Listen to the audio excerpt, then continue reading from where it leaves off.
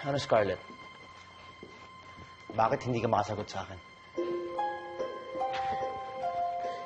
My God.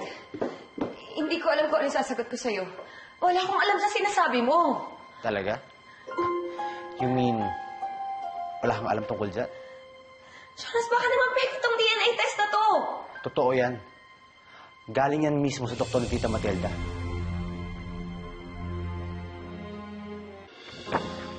Jonas, maniwala ka sa akin. Wala akong alam dito. At kung totoo man to, winalang hiya ako ni Wanda. Kaibigan mo si Wanda, di ba? Paano niya magagawa sa ito? Hindi ko alam. Wala rin akong alam kung kaninong itlog ang ginamit niya para itanim niya kay Isabel. Paano ako maniniwala nagsasabi ka ng totoo? Kung matagal nang patay si Wanda na sinisisi mo ngayon. Teka lang, Jonas. Ako yung niloko dito. Naagrabyado ko. Pinaniwala kami ni Wanda na anak talaga namin ni Javier si Catherine. Tapos ako lang sisisihin mo? Ano ba naman itong nangyayari sa akin? Hindi ko na ito kaya. This is unfair. Pinaglaban ko si Catherine tapos ganito lang yung mangyayari.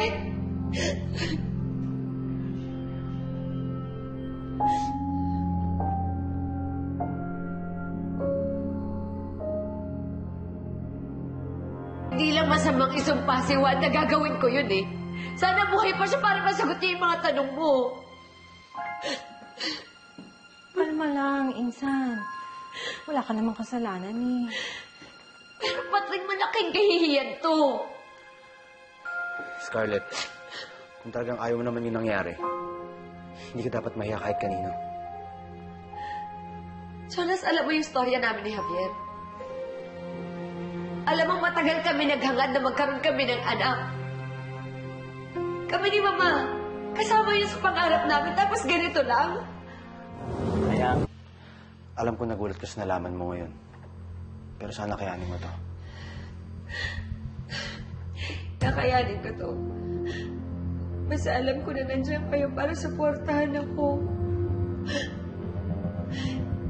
Kaya lang hindi ko pa nga matanggap na tumanggi ka sa kasal natin eh. Tapos, dumagdag pa to.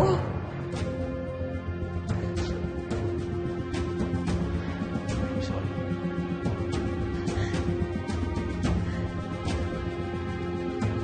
Pero Jonas, ako pa rin naman ng mami ni Catherine, di ba? Kahit hindi ko siya kadugo, ako pa rin ang dapat na mami niya.